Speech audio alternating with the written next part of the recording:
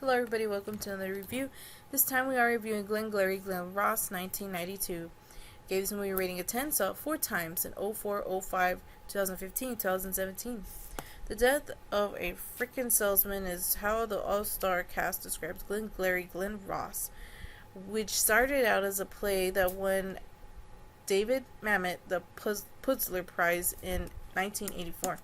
It can't be any further from the truth. Scorchingly great performances are given by Jack Lemmon, Al Pacino, Alan Arkin, Ed Harris, Kevin Spacey, Jonathan Pryce, and Alec Baldwin. The dialogue, penned by David Mamet, is crafty and delightful to listen to, and the carefully created parallel threads make the intertwining story compelling to follow.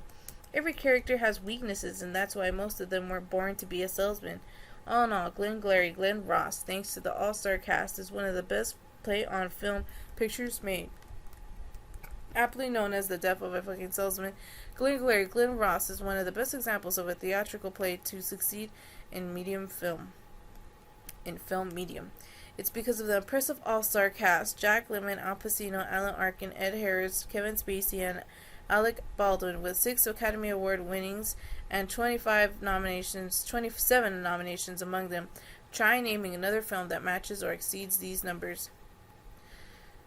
David Mamet is a very reliable screenplay writer because of the way he makes the dialogue to sound so good. Glengarry Glen Ross is no exception. What makes a theatrical play very hard to sell in the film is the loquaciousness of the characters, which forces many scenes to feel static, but not in Glengarry Glen Ross. Everybody given a short time to say his piece before flipping it over to someone else to quicken the pace. That's why there's such music when listening to them. All in all, Glengarry Glen Ross is a rare treat for watching some of the finest actors in the business. Glengarry Glen Ross is one of the top 5 films when it comes to the acting performances by the ensemble cast. Listening to the actors speak their dialogues, it's amazing to see how marvelous they all are. Recently, I watched Robert Osborne's interview with Alan Arkin, and he called the job a murder because of David Mamet's insistence that everybody performed exactly how the parts were scripted, right down to the facial emotions with absolutely no leeway, and that Alan, as well as the others, had to release his part over and over every day for a month before the filming began. When the scene was done, he had to go back into the trailer with Ed Harris and rehearse even more.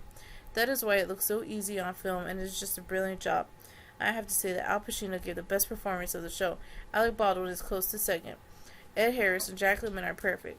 Jonathan Pryce is great as well. Alan Arkin and Kevin Spacey are okay, but not much screen time was given to them to develop more of their characters. All in all, Glengarry Glen Ross is one of the most well-acted movies ever filmed. Thank you so much for watching. I appreciate it. We'll see you next time for another review. Bye-bye.